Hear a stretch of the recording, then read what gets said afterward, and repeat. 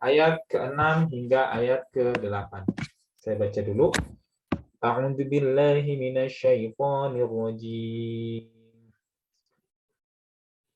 فلعلك باخع نفسك على آثارهم إن لم يؤمنوا بهذا الحديث أسفا إنا جعلنا ما على الأرض زينة لها لنبلوهم أيهم أحسن عملا وإنا لجاعلون ما عليها صعيدا جرزا. Ayat ke-6, fala'allaka, dan apakah atau barangkali, bakhi'un, ya, bakhi'un. Bakhi'un itu artinya akan mencelakakan, ya, nafsaka, dirimu, ya, ala atharihim, disebabkan karena keberpalingan mereka, gitu ya, disebabkan karena keberpalingan mereka. Athar itu maksudnya adalah peninggalan. Jadi dianggap di sini mereka meninggalkan Nabi Muhammad, ya. Jadi Allah kemudian berkata, apakah barangkali kamu akan membunuh dirimu, gitu ya. Illam yu'minu bihadzal hadithi asafa, ya. Illam, ya, illam, sekiranya, illam yu'minu, jika mereka tidak beriman, bihadzal hadisi, atas keterangan ini, ya. Hadis di sini maksudnya bukan hadis yang kita kenal sehari-hari, ya, bukan hadis dalam arti sunnah, ya, yang di kitab, yang tercantum di kitab-kitab hadis, bukan itu maksudnya. Hadis ini maksudnya adalah keterangan, ya, keterangan, ya, atau percakapan, ya, tetapi konteksnya di sini adalah Al-Qur'an, karena hadal hadis, percakapan ini, ya, keterangan ini maksudnya adalah Al-Qur'an. Asafa, bersedih hati, ya. Jadi kalau secara bahasa Arabnya seperti itu, tetapi kalau kita buat dalam rangkaian bahasa Indonesia, maka kira-kira artinya apakah kamu akan membunuh dirimu karena bersedih hati setelah mereka berpaling, sekiranya mereka tidak beriman kepada keterangan ini atau Al-Quran, ya. Jadi kita harus memahami itu dari bahasa, tidak bisa secara letterlek, ya, karena susunannya itu ini menyesuaikan dengan kaum Quraisy waktu itu, yang ini yang menggunakan bahasa Arab. Fala'allaka, jadi Allah mengatakan dulu, apakah kamu akan bakhiun, membunuh dirimu, ya. Bakhiun nafsak itu adalah mencelakakan nafsaka, dirimu, ya, ala tarihim, disebabkan mereka meninggalkan, ya, disebabkan mereka yang berpaling, gitu ya, ala tarihim, illam yu'minu, jika mereka tidak beriman terhadap keterangan ini, bihadzal hadithi, terhadap keterangan ini, asafa, Al-Qur'an. Jadi Rasulullah, ya, Rasulullah itu adalah dalam hatinya, ya, itu rasanya sangat bersedih jika kaumnya tidak beriman kepada Al-Qur'an, ya. Asafa ini adalah kesedihan yang amat sangat, ya. Ini sudah pernah kita gunakan ketika kita membahas surat Yusuf, ya, di ayat ke-84. Wa tawalla anhum wa qala ya asafa ala Yusuf wa biyaddat 'ainahu minal huzni fa huwa kadhim. Yakub, ya, karena saking sedihnya, ya, Yakub kita itu berpaling dari anak-anaknya lalu berkata, aduhai kesedihanku terhadap Yusuf, gitu ya. Sampai-sampai, nah, kalau asafa atau sifat sedih ini, ya, ketika muncul terhadap Nabi Yakub, ya, ketika kehilangan anaknya, itu sampai-sampai matanya memutih, ya, sampai-sampai matanya memutih, ya, karena saking sedihnya, ya, matanya memutih lalu buta, gitu, ya. Jadi adalah kesedihan yang amat sangat asafa di sini. Ini adalah perasaan yang dirasakan Rasulullah ketika kaumnya berpaling dari panggilan Islam, ya, berpaling dari Al-Qur'an. Ketika kaumnya tidak beriman kepada terhadap Al-Qur'an, keterangan ini, maka Rasulullah merasakan kesedihan yang amat sangat, di mana kesedihan ini ketika ditimpakan kepada Nabi Yakub ketika kehilangan anaknya, Nabi Yakub sampai-sampai matanya memutih karena buta, begitu. Matanya memutih kemudian menjadi buta, begitu. Ya. Kemudian inna ja'alna ma 'alal ardi zinatan laha linabluwahum ayyuhum ahsanu 'amala. Inna, sesungguhnya, ja'alna, kami jadikan, apa yang ada di bumi ini, zinatan, perhiasan, ya zinatan laha, perhiasan baginya, perhiasan bagi bumi gitu ya. Linabluwahum, ya, linabluwahum, ya, supaya kami menguji mereka. Li, untuk, mirip dengan kata bala, ya, musibah. Jadi linabluwahum itu bermakna apa-apa yang ada di muka bumi ini sebagai perhiasan baginya itu akan menjadi ujian bagi mereka, ya, linabluwahum ayyuhum ahsanu amala. Siapakah di antara mereka siapakah ayyuhum di antara mereka ahsanu amala, memiliki amal yang paling baik. Gitu ya. Ini catat nih. Amal yang paling baik, bukan sekedar amal yang paling banyak. Ya, amal yang paling baik. Ya, baik di sini tentunya amal yang baik adalah amal yang dia ikhlas karena Allah, ya. Tidak ada tujuan lain selain ikhlas, ya. Tidak ria dan tidak sum'ah. Tidak ria itu maksudnya, ria itu maksudnya adalah keinginan dalam hati kita beribadah supaya ria, dilihat orang. Ya, ro'a gitu kan ya.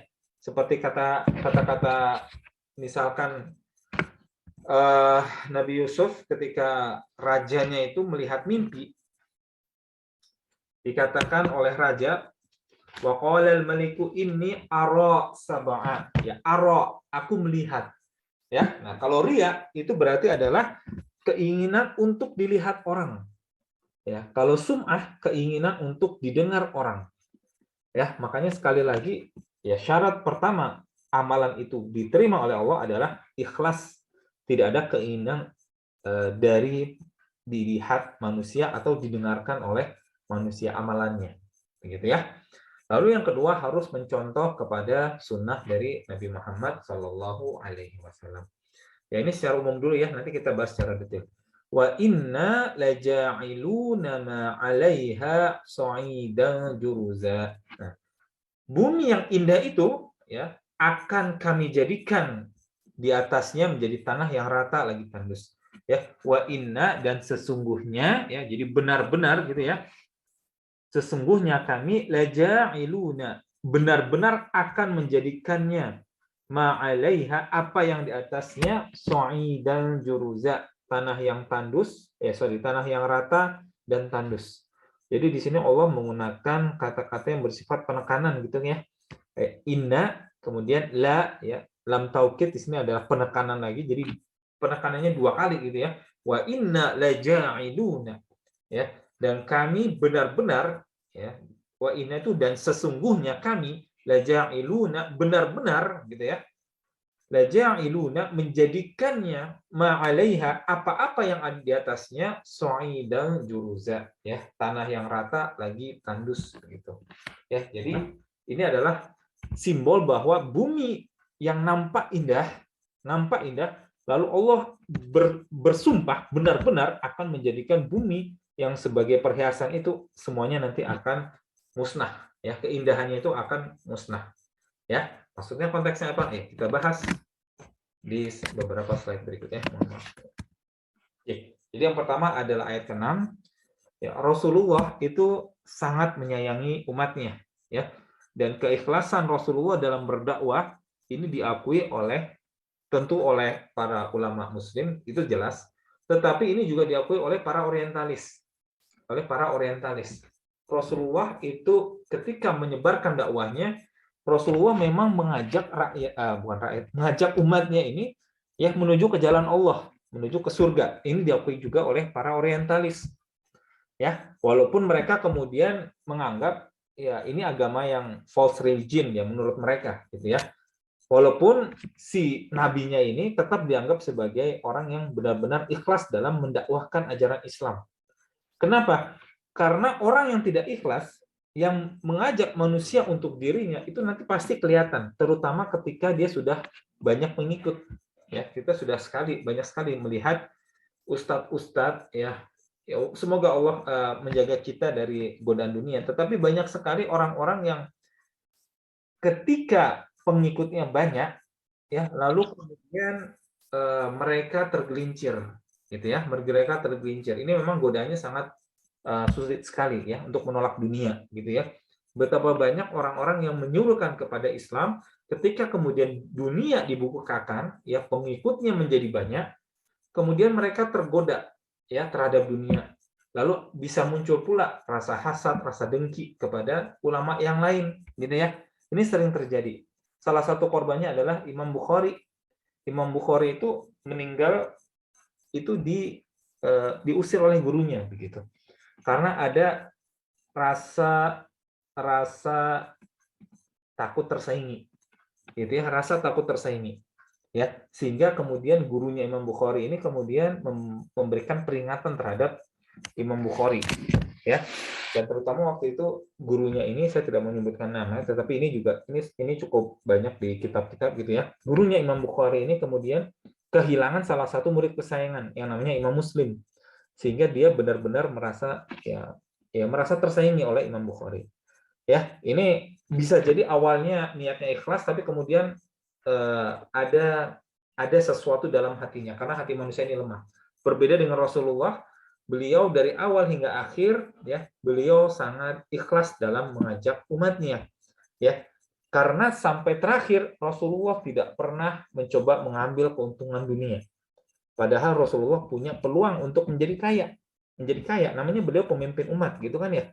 Seperlima harta ghanimah, harta yang diperoleh melalui jalan peperangan itu adalah hak Rasulullah, seperlima.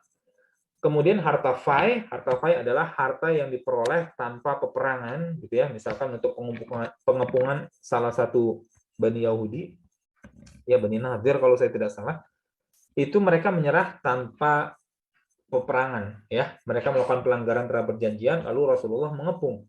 Tetapi tidak ada peperangan karena mereka kemudian menyerah dan kemudian pergi dari Madinah. Itu harta faiz semuanya adalah hak dari Rasulullah. Tetapi Rasulullah sampai akhir hayatnya tidak pernah ada cerita bahwa Rasulullah kemudian menjadi kaya. Tidak pernah. Bahkan yang ada adalah kisah ketika para istri atau para ummahatul mukminin itu meminta kenaikan uang belanja. Ya, kalau dari sudut pandang kita, ya buat orang yang awam bisa jadi kita melihat ini kok para istri dari Rasulullah ini sangat tidak tahu malu sekali gitu ya. Tetapi waktu itu secara manusiawi, istri Rasulullah ini melihat para sahabat pada saat itu sudah mulai ekonominya naik begitu. Ekonominya naik, tapi Rasulullah karena memang kesempurnaan dari akhlak beliau memilih untuk tidak menjadi orang kaya yang menimbun hartanya begitu. Ya, sehingga mereka tetap berada dalam zuhud terhadap dunia, berada dalam kesederhanaan mereka, begitu. Ya, ini kenapa? Karena dalam hati Rasulullah itu adalah sifat ikhlas terhadap dakwah ini, tanpa ada keinginan mendapatkan dunia. Ya, diriwayatkan dari sahabat Abu Hurairah radhiyallahu anhu, qadima Tufail bin Amrin. Ya, suatu hari Tufail ibnu Amr dan wa ashabuhu dan para sahabatnya ya ala Nabi sallallahu alaihi wasallam mendatangi Rasulullah sallallahu alaihi wasallam. Berarti ini qadimah ini maksudnya menemui. Ya Tufail dan sahabatnya menemui Rasulullah sallallahu alaihi wasallam. Faqalu mereka berkata, "Ya Rasulullah, wahai Rasulullah, inna Dausan sesungguhnya Bani Daus ya asad wa abad ya mereka durhaka ya asad itu dari mirip asal katanya dari maksiat juga, mereka bermaksiat ya, mereka menolak wa abad dan mereka menolak masuk Islam. Fada'ullaha 'alaiha maka doakanlah keburukan atas mereka ya. Fada'u itu berdoa Allah kepada Allah 'alaiha, tetapi ketika digunakan kata 'ala itu maksudnya adalah mendoakan keburukan ya. Jadi Tufail dan para sahabat ini ditugaskan untuk berdakwah ke kabilah Daus, cuman mereka menolak begitu. Akhirnya mereka mengadu kepada Rasulullah, ya Rasulullah ini kabilah ini sudah durhaka dan menolak Islam. Tolong doakan keburukan untuk mereka. Faqila lalu dikatakan ya kepada mereka, lalu ada yang mengatakan faqila lalu dikatakan halakat Dausun. Ya, celakalah atau binasalah Bani Daus. Qala Rasulullah berkata, Allahumma hdi, ya Allah berilah petunjuk Dausan ya kepada kabilah Daus, wa'tibihim ya, dan datangkanlah mereka kepadaku. Gitu ya. Ini adalah kasih sayang Rasulullah terhadap umatnya salah satunya. Ya, ketika ada yang bermaksiat, ada yang durhaka, kemudian Rasulullah tetap mendoakan kebaikan dan mendoakan supaya mereka diberikan hidayah. Ya. Kemudian contoh kasih sayang Rasulullah kepada umatnya tadi ya, untuk menjelaskan tentang tadi kenapa Rasulullah itu sampai ada rasa ingin membunuh dirinya ketika kaumnya itu berpaling. Ini adalah karena memang Rasulullah sangat sayang terhadap umatnya. Diriwayatkan dari Sahal bin Sa'id radhiyallahu anhu, beliau berkata, "Syahidtun Nabiyya sallallahu alaihi wasallam hina kusirat raba'iyatuhu." Aku telah menyaksikan Nabi Shallallahu alaihi wasallam saat gigi serinya patah. Wajuriha wajhuhu, dan wajahnya terluka. Wa hushimatil baydatu ala ra'sih, dan helm perang di kepalanya pecah, ya. Wa inni la a'rifu man yaghsilud dama an wajhihi, dan sungguh aku juga tahu siapa yang mencuci darah dari wajahnya. Wa man yanqulu alaihil ma'a, siapa yang mendatangkan air kepadanya. Wa madza ju'ila ala jurhihi hatta raqa'ad damu, dan apa yang ditempatkan di lukanya hingga darahnya berhenti. Ya, jadi Rasulullah itu terluka ketika perang Uhud, lalu gigi serinya patah, wajahnya luka, helm perangnya pecah, itu ada yang nancep di giginya gitu, kalau salah satu riwayat yang lain. Gitu ya. Lalu ada darah yang mengucur dari wajahnya, lalu didatangkan air kepada Rasulullah, dan apa yang ditempatkan di lukanya hingga darahnya berhenti. Jadi ada sesuatu supaya kayak semacam perban gitu ya, untuk menutup darahnya, untuk menutup lukanya supaya darahnya berhenti. Kanat Fatimah bintu Muhammadin Rasulullah sallallahu alaihi wasallam taghsilud dama an wajhihi. Fatimah binti Muhammad, dialah yang mencuci darah dari wajah. Wa Aliyun radhiyallahu anhu yanqulul ma'a ilaiha fi majannah. Sedangkan Ali dialah yang mendatangkan air dalam perisai. Falamma wasalatid dama an wajhi abiha ahraqat hasiran. Ketika Fatimah mencuci darah dari wajah ayahnya, ya, dia membakar tikar, ya, dia membakar tikar. Hatta idza sarat ramadan akhadat min dzalika ramadi fawada'athu ala wajhihi hatta raqa'ad damu. Sehingga ketika ia telah menjadi abu, ia mengambil abu itu gitu ya, lalu meletakkan di wajah beliau hingga darah beliau berhenti. Ya, jadi yang ditutupkan, jadi yang mendatangkan air, yang mencuci darah adalah Fatimah. Ali mendatangkan air lalu dicuci darahnya ya dengan membakar tikar sehingga tikernya menjadi abu ya, lalu diambil abunya lalu diusap di wajah beliau gitu ya sampai darahnya berhenti.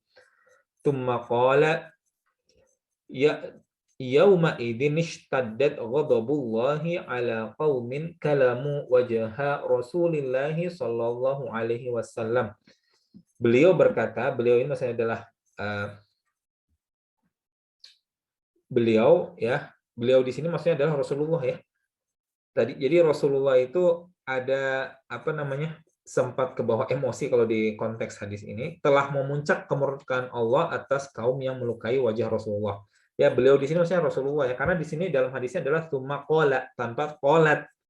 Ya, kalau qolat berarti langsung merujuk kepada Fatimah, tapi di sini qolat berarti merujuknya kepada Rasulullah. Rasulullah berkata telah memuncak kemurkaan Allah atas kaum yang melukai wajah Rasulnya, gitu ya. Tsumma makata sa'ah. Kemudian beliau diam sebentar ya, menenangkan emosi, lalu berkata, tsumma qala Allahumma ighfir liqaumi fa innahum la ya'lamun. Ya Allah, ampunilah kaumku karena sesungguhnya mereka tidak tahu, gitu ya. Jadi Rasulullah itu rahmatnya itu mendahului murkanya, gitu ya. Di sini Rasulullah setelah habis-habisan yang di perang Uhud ini, Rasulullah di perang Uhud ini Rasulullah itu nyaris tewas, nyaris wafat. Ya, tapi kemudian Rasulullah selamat gitu ya. Itu setelah gigi serinya patah, kemudian ada pecahan dari perisainya itu menusuk ke pipi beliau ya. Itu salah satu riwayat yang lain. Jadi pecahan dari helm atau pelindung kepalanya beliau itu masuk ke ini beliau, apa namanya itu, gigi beliau, pipi beliau begitu. Ya. Dan kemudian gigi serinya patah ya, luka ya, tetapi kemudian Rasulullah masih mengharapkan ampunan terhadap kaumnya. Ya, mengharapkan ampunan terhadap kaumnya. Ya. Kemudian sifat kasih sayang Rasulullah itu juga diabadikan oleh Allah dalam Al-Qur'an. Ya, selain dari surat Al-Kahfi tadi di ayat ke-6, di At-Taubah ayat 128 Allah berfirman, laqad ja'akum rasulun min anfusikum. Ya, sesungguhnya telah datang kepadamu seorang rasul dari kaummu sendiri. Azizun alaihi ma'anittum. Ya, berat terasa olehnya penderitaanmu. Harisun alaikum bil mu'minina raufur rahim, sangat menginginkan keimanan dan keselamatan bagimu, amat belas kasihan lagi penyayang terhadap orang-orang mukmin. Gitu ya. Jadi laqad ya, sesungguhnya telah datang kepada kalian, ja'akum rasulun min anfusikum, rasul dari kalangan kalian sendiri. Azizun alaihi ma'anittum. Ya, aziz. Jadi penderitaan ini berat. Di sini diletakkan di awal dulu. Sangat berat. Ya, sangat berat alaihi, ke atas dirinya, ma'anittum, ya. Penderitaan yang menimpa kalian. Ya, harisun alaikum bil mu'minin, ya. Jadi sangat penyayang terhadap orang-orang mukmin, raufur rahim, ya. Rauf itu adalah sifat halus dan sangat penyayang, gitu ya. Kemudian di ayat lain di surat Asy-Syu'ara ayat 3, la'allaka bakhi'un nafsaka alla yakunu mu'minin. Boleh jadi kamu Muhammad akan membinasakan dirimu karena mereka tidak beriman. Jadi ini sebenarnya salah satu larangan dari Allah juga kepada Rasulullah. Ya, karena kita sudah tahu bahwa membunuh diri itu haram dalam Islam, maka maksudnya ini adalah jangan sampai ya karena mereka tidak beriman kemudian kamu membunuh diri gitu. Ya, kira-kira seperti itu. Ya, tapi dibuat kalimatnya menjadi seperti ini. La'allaka, bisa jadi kamu ini bakhi'un nafsaka, membinasakan dirimu, alla yakunu mu'minin, karena mereka tidak beriman. Ya, jadi jangan sampai ketika karena mereka tidak beriman lalu kamu membunuh diri gitu. Karena ini kemudian hiburan dari Allah, ya. Afaman zuyyina lahu su'u amalihi fara'ahu hasanan. Ya, maka apakah orang yang dijadikan syaitan menganggap baik pekerjaan yang buruk lalu dia meyakini pekerjaan itu baik? Fa innallaha yudhillu may yasha'u wa yahdi may yasha'. Ya, maka sesungguhnya Allah menyesatkan siapa yang dikehendakinya dan menunjuki siapa yang dikehendaki. Ya. Fala tadhhab nafsuka 'alaihim hasarat. Dan janganlah dirimu binasa karena kesedihan terhadap mereka. Innallaha alimun bima yasnaun. Sesungguhnya Allah Maha mengetahui apa yang mereka perbuat. Gitu, ya. Jadi maksudnya ayat ini, ya, maka apakah orang yang dijadikan syaitan menganggap baik pekerjaan yang buruk lalu dia meyakini pekerjaan itu baik, sama dengan orang yang tidak ditipu oleh syaitan, gitu ya. Jadi ada dua keadaan orang. Pertama, orang yang menganggap baik perbuatan yang buruk, ya. Kemudian apakah orang ini sama dengan orang yang jujur, orang yang tidak ditipu oleh setan, gitu kan ya? Tidak sama. Tentunya kita bisa jawab bahwa tidak sama antara orang yang tertipu oleh setan, yang mereka menganggap pekerjaan yang buruknya itu sebagai pekerjaan yang baik, dengan orang yang memang pekerjaan yang baik, ya, yang tidak ditipu oleh setan. Ini maksudnya adalah konteksnya karena waktu itu adalah kaum kafir Quraisy menganggap bahwasannya pekerjaan mereka ketika menyiksa kaum muslimin, ketika memboikot kaum muslimin adalah pekerjaan yang baik, ya, untuk mempertahankan persatuan, untuk mempertahankan tradisi nenek moyang. Orang-orang inilah adalah orang-orang yang tertipu oleh setan. Orang-orang ini tidak sama dengan kaum muslimin, ya, yang mereka memang diberikan petunjuk. Ya, Allah menyesatkan siapa yang dikehendakinya dan menunjuki siapa yang dikehendakinya. Ya, maka janganlah dirimu binasa karena kesedihan.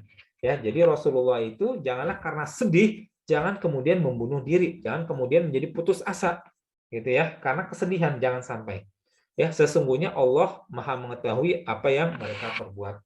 Ya, jadi Rasulullah ini khawatir begitu, khawatir karena Rasulullah khawatir nanti dijadikan dirinya ini hujah bahwa kalau nanti umatnya ini tidak beriman, nanti beliau khawatir beliau akan dijadikan hujah di hari akhirat, gitu ya. Nanti bisa-bisa beliau disalahkan. Padahal di sini Allah mengatakan Allah sudah tahu, ya. Allah tahu bahwa Rasulullah sudah berusaha, sudah berdakwah. Allah yang menyesatkan siapa yang dikehendakinya dan memberikan petunjuk kepada siapa yang dikehendakinya. Jadi dirimu jangan binasa atau jangan merasa sedih karena perbuatan mereka. Ya, ini adalah apa namanya? Ini adalah panduan juga atau petunjuk bagi para dai. Bagi para dai, apabila dakwahnya ditolak, maka ya sepanjang para dai ini sudah melaksanakan tugasnya, maka hilanglah hujahnya nanti. Ya, karena Allah melihat kepada usaha, bukan kepada hasil akhir.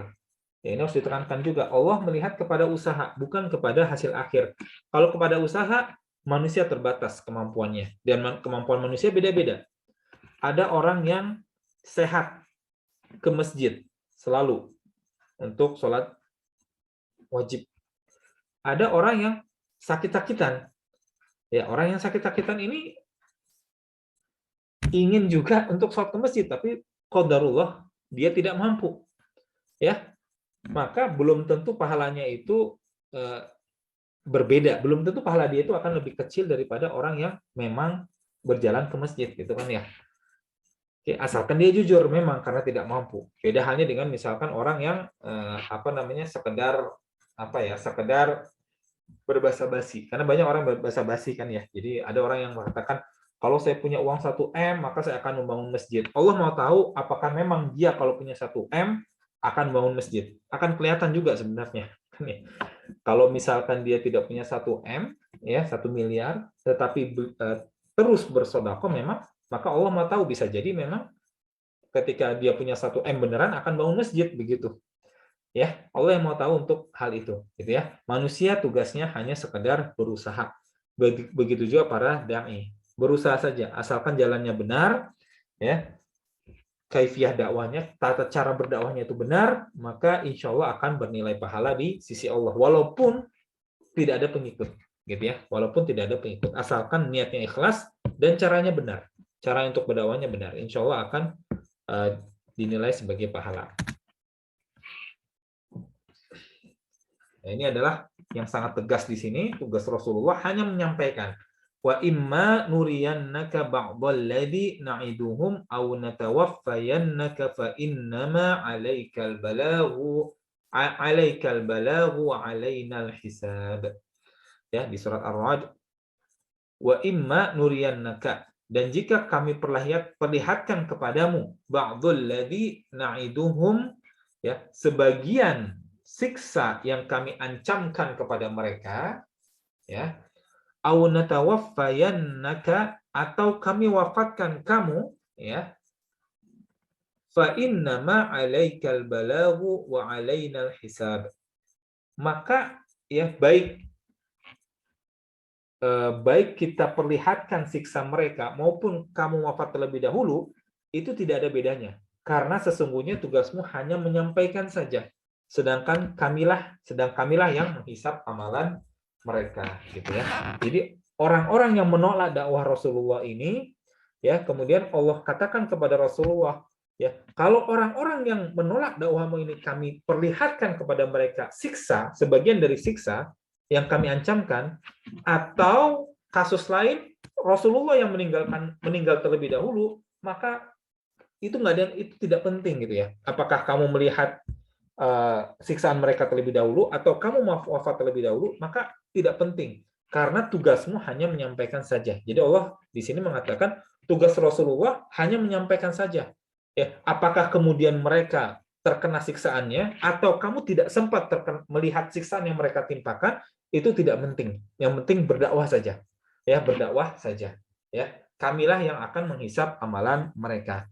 Ya, begitu juga untuk saat ini. Saat sekarang, misalkan kita berdakwah, lalu kemudian karena biasa kita berdakwah, kemudian ada reaksi balik kan biasanya. Ada reaksi yang tidak enak dari mereka. Ya, lalu kita sakit hati. Ya, maka Allah ini juga jadi patokan. Baik orang yang menyakiti kita, kita bisa lihat balasan Allah langsung kepada mereka, atau kita terlebih dahulu yang meninggal, yang wafat tanpa sempat melihat, itu tidak penting. Yang penting kita sampaikan saja dakwah hak ini. Gitu ya. Karena Allah yang menghisap amalan orang-orang. Setiap orang akan ada hisapnya nanti di akhirat. Ya, setiap orang ada hisapnya nanti di akhirat. Ya, yang penting tugas kita adalah berdakwah. Ya, berdakwah. Ini masih tugas Rasulullah. Ud'u ila sabili rabbik. Serulah manusia kepada jalan Tuhanmu. Bil hikmati, dengan hikmah. Ya, jadi kita ketika mengajak manusia harus dengan hikmah.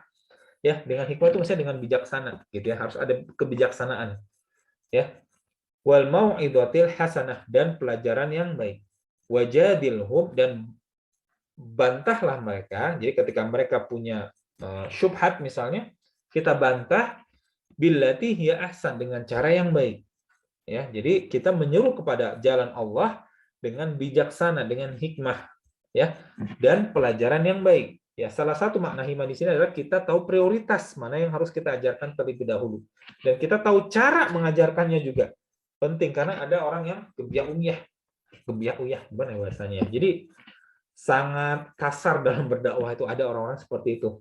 Ya, ini tidak patut untuk ditiru.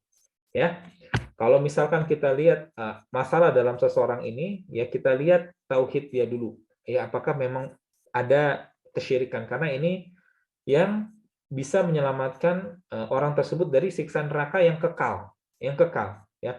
Kita lihat dulu syiriknya, kita pelan-pelan untuk dihilangkan begitu. Ya, dengan cara yang baik, ya, dengan cara hikmah dan mau'izah hasanah. Ya, lalu dibantah dengan cara yang baik. Kalau dia nolak bagaimana? Kalau dia menolak, kita balik lagi tadi. Allah yang memberikan hisapnya. Tugas kita hanya sekedar menyampaikan. Inna rabbaka, sesungguhnya Tuhanmu, huwa a'lamu biman dhalla an sabilih. Dialah yang lebih tahu siapa yang tersesat dari jalannya. Wa huwa a'lamu bil muhtadin, dan dialah yang lebih mengetahui orang-orang yang mendapat petunjuk. Ya, tugas kita sekali lagi berdakwah saja. Ya, masih tugas Rasulullah. Innaka la tahdi man ahbabta walakinallaha yahdi man yasha wa huwa a'lamu bil muhtadin. Innaka, sesungguhnya kamu, la tahdi, tidak dapat memberikan petunjuk, man ahbabta, kepada siapa-siapa yang kamu cintai. Ya, walakinallaha, tetapi Allah, yahdi may yasha'u, Allah yang memberikan petunjuk kepada siapa yang Dia kehendaki. Wa huwa a'lamu bil muhtadin, sesungguhnya Allah yang lebih mengetahui orang-orang yang mau menerima petunjuk. Fadzakir innama anta mudzakir. Fadzakir, maka kemudian berilah peringatan. Dzakir, innama, sesungguhnya, anta mudzakir, kamu adalah pemberi peringatan. Ya, setiap kita ini pemberi peringatan. Ini konteksnya Rasulullah, tetapi setiap muslim hakikatnya memiliki kewajiban untuk berdakwah. Ya, berdakwah. Lasta alaihim bimusaitir. Ya, ini juga. Fadzakir innama anta mudzakir, lasta alaihim bimusaitir. Ya, kamu bukanlah orang yang berkuasa di atas mereka. Jadi Rasulullah ini adalah orang yang berdakwah, tetapi yang memberikan petunjuk, ya, yang memutuskan siapa yang layak mendapatkan petunjuk adalah Allah. Ya, Allah yang memutuskan siapa yang layak mendapatkan petunjuk. Rasulullah tugasnya berdakwah. Ya, nah di sini kita alhamdulillah kita ini semuanya saya pikir ya sudah muslim sejak lahir, maka tinggal kewajiban kita untuk menjaga hidayah ini. Ya, jangan sampai lepas, karena kita sudah melihat banyak sekali orang-orang yang dari kecil muslim, tapi kemudian mereka berpaling, ya. Dari lahir orang tuanya muslim, tapi kemudian mereka murtad. Ada orang seperti ini, banyak, ya, banyak. Ya, jadi ini kita harus menjaga hidayah kita. Kita kita harus Allah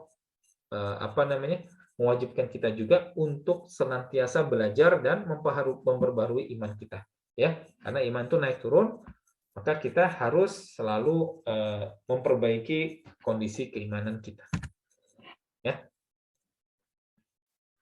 Jadi dunia ini hakikatnya adalah ujian, ya. Alladzi khalaqal mauta wal hayata liyabluwakum ayyukum ahsanu amala, ya.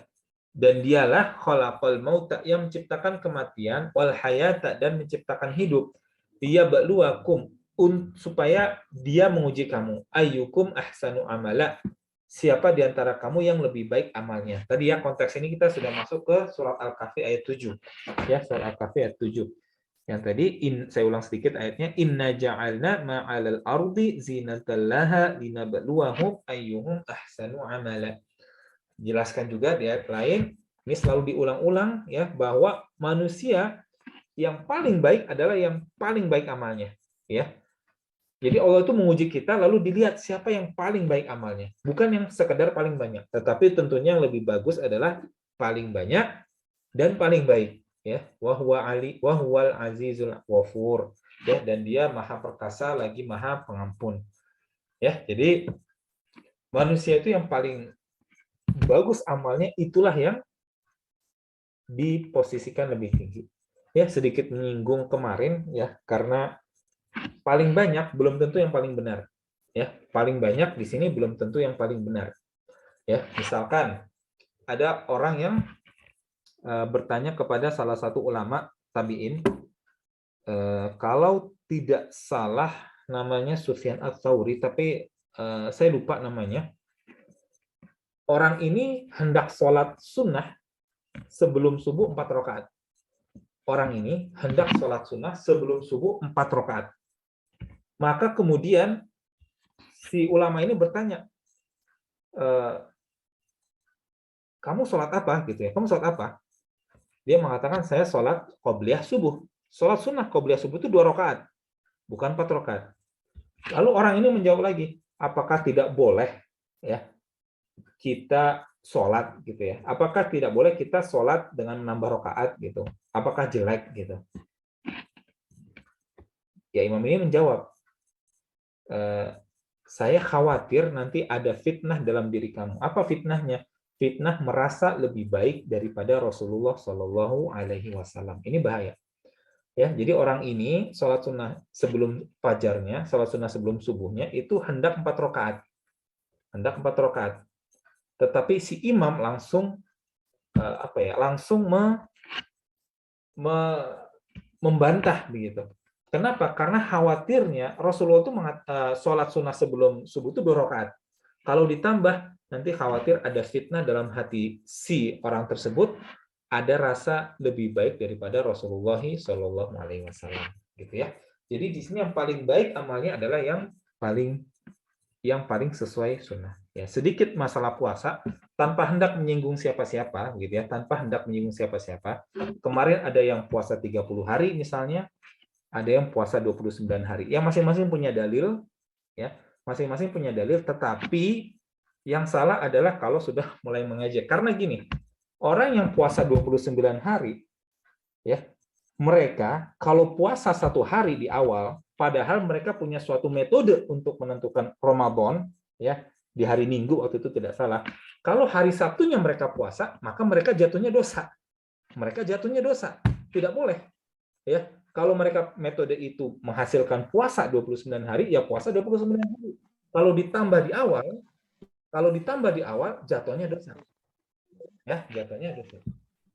Kebalikannya, orang yang puasa 30 hari yang memiliki suatu metode untuk menentukan awal Ramadan, oh kita Ramadan hari Sabtu begitu misalnya, ya. Kalau mereka tidak berpuasa di hari itu, mereka jatuhnya dosa. Mereka jatuhnya dosa. Karena itu sudah masuk Ramadan untuk mereka. Untuk mereka sudah masuk Ramadan begitu. Jadi lalu apakah mana yang lebih baik, yang 29 atau 30? Wallahu alam, karena kalau pahala ini sudah ranahnya Allah. Ya, pahala yang senantiasa kita pelajari selama ini itu lebih bersifat fadilah sebenarnya. Ya, dorongan. Ya, tetapi ketika kita beribadah maka harus dibatasi oleh ilmu, ya, harus dibatasi oleh ilmu. Ya, seperti tadi ya, kalau misalkan kita sholat, misalnya kita mau sholat, kita yang sehat tidak masalah ke masjid. Orang yang sakit melihat kita yang sehat, ya melihat kita yang sehat, belum tentu mereka tidak dapat pahala karena mereka benar-benar jujur, ya bahwa ketika kalau saja mereka sehat akan juga ikut ke masjid begitu. Ya, jadi kalau sudah masalah pahala ini sudah ranahnya Allah. Cuman kita bisa dengan pahala dan dosa kemudian mendorong orang untuk melakukan amalan, gitu ya, mendorong orang untuk amalan. Apakah yang ke masjid itu pasti dapat 27 kali? Belum tentu juga. Belum tentu juga, ya. Ada yang hadis lain bahwa bisa jadi hanya setengahnya, sepertiganya, seperempatnya, seperlimanya. Jadi kalau sudah masuk ke ranah pahala begini, ranahnya Allah. Gitu ya. Jadi kalau misalnya ada perbedaan pendapat yang jujur ya, pendapat berdasarkan ilmu, ya kalau seperti itu jalannya, ya sudah jalan. Ya sudah jalan, tidak perlu kembali lagi, ya tidak perlu melihat lagi.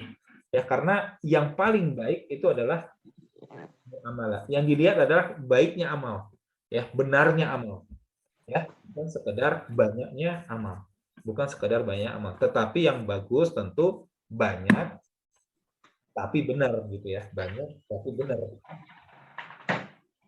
Wahwal azizul ghafur, dan dia maha perkasa, aziz, ya, al ghafur, dan maha pengampun. Ya, di sini kalau kita lihat nih, kok menggunakan al aziz, ya, maha perkasa, ya karena Allah yang menjadikan mati dan hidup, ya. Allah punya kuasa. Allah yang bisa menguji gitu ya. Allah yang berhak untuk menguji manusia karena manusia adalah makhluk dari Allah. Allah yang berhak menguji manusia. Ya, lalu Allah melihat siapa yang paling baik amalnya, ya. Maka di sini konteksnya nanti Al-Ghafur, ya, untuk melihat siapa yang paling baik amalnya lalu dilihat Al-Ghafur. Kalau ada yang kekurangan, yang tidak sempurna gitu ya, Allah Maha Pengampun. Ya, Allah Maha Pengampun.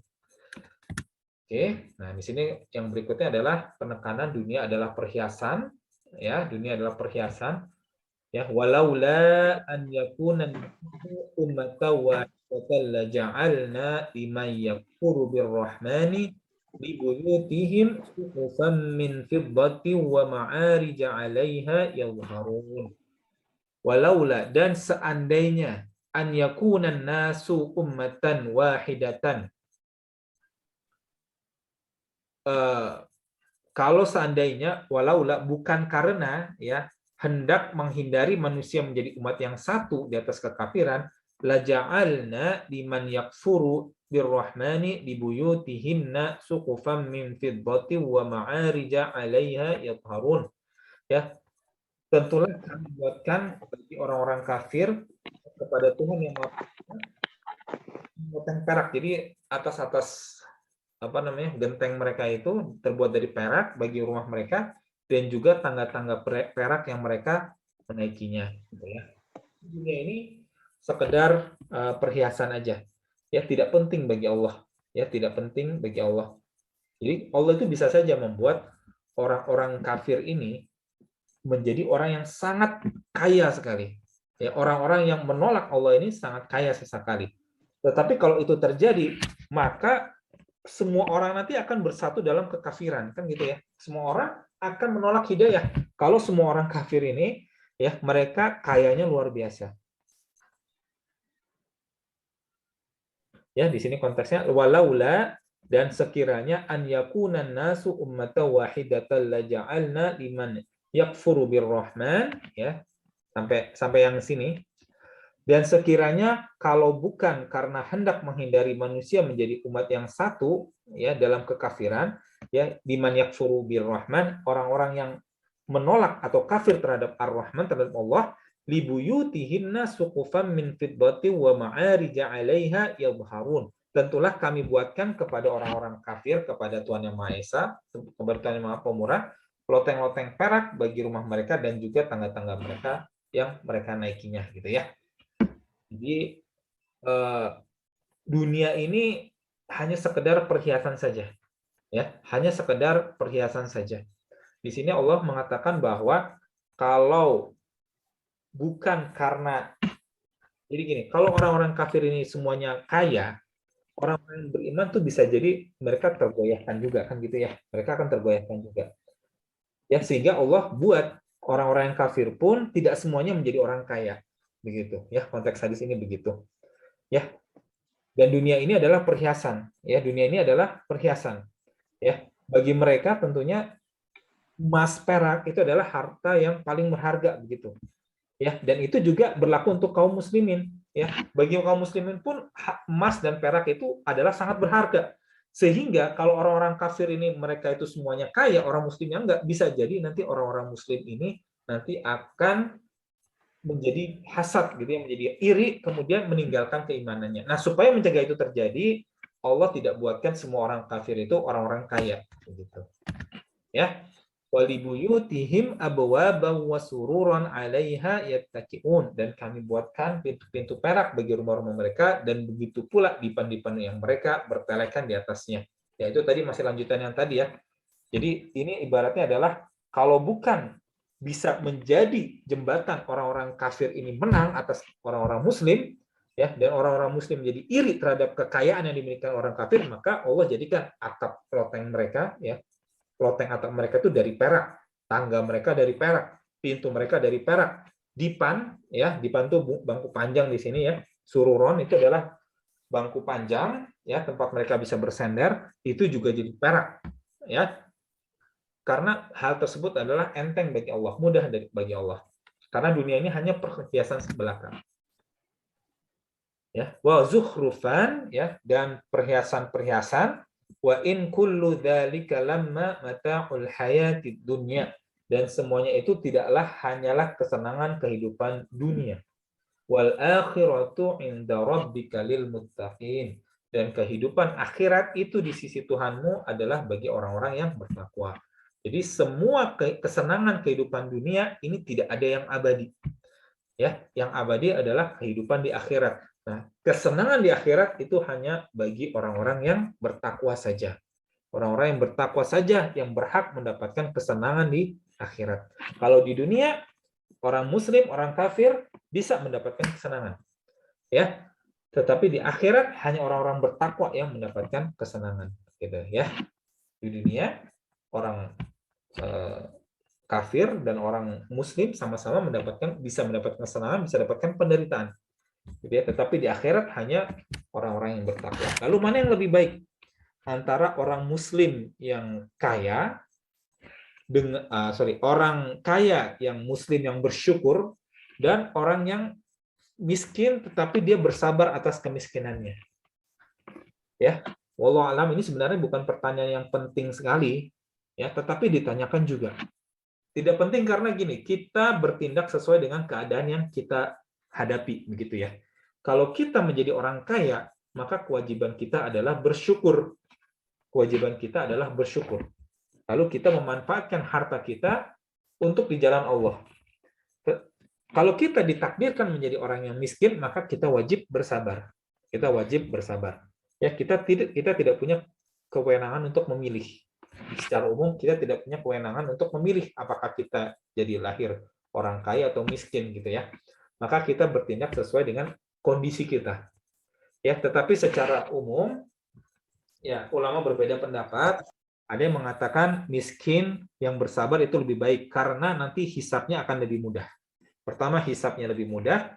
Yang kedua, Rasulullah memilih untuk menjadi orang yang tidak kaya secara harta. Ya, Rasulullah memilih untuk hidup zuhud, ya, hidup sederhana. Tetapi ulama lain ada yang berpendapat muslim yang kaya yang bersyukur itu lebih baik.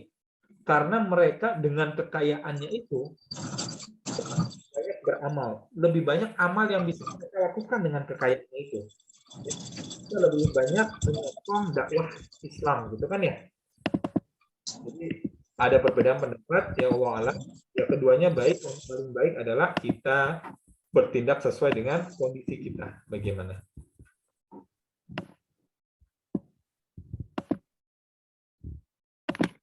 Itu lagi ibu-ibu ya. Oke. Wa may ya'shu 'an dzikrir rahmani tuqayyib lahu syaitanan fa huwa lahu qarin.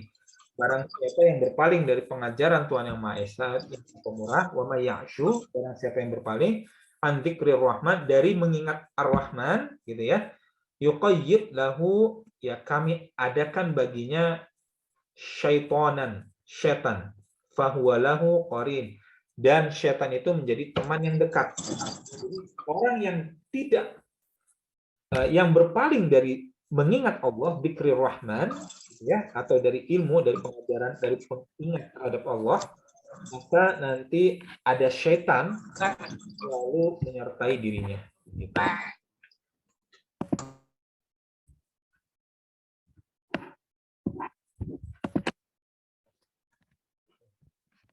Lagi. Ya. Kemudian lanjutan terakhir ini adalah berkaitan dengan ayat ke-8 yang tadi ya, wa inna laja'iluna ma 'alaiha sa'idan juruza. Jadi perhiasan-perhiasan dunia, dunia yang kayak kekayaan dunia yang tampak mewah untuk manusia, semuanya itu akan binasa. Semuanya akan binasa. Baik dunianya juga binasa di akhirat, atau bisa jadi kita meninggalkan dunia terlebih dahulu, atau secara lokal akan Allah membuat sesuatu yang dengan kekuasaan Allah akan dihancurkan gitu ya, seperti misalkan gempa atau tsunami ya. Sebelum tsunami itu bangunan-bangunan di Banda Aceh itu banyak gitu ya, tetapi dengan Allah mengirimkan tsunami lalu habis ya. Qadarullah wa ma syafa'al. Ya, qadarullah, Allah yang menghendaki dan Allah yang tahu hikmah di baliknya. Ya, tetapi di sini mengatakan di sini yang penting bahwa semua perhiasan dunia ya itu tidak ada yang abadi. Ya, wa yas'alunaka 'anil jibali faqul yansifuha rabbi nasfa. Dan mereka bertanya kepada gunung tentang gunung-gunung, maka katakanlah Tuhanku, faqul yansifuha, ya, Tuhanku akan menghancurkannya, yang sifuha Rabbi nasfa, dengan sehancur-hancurnya.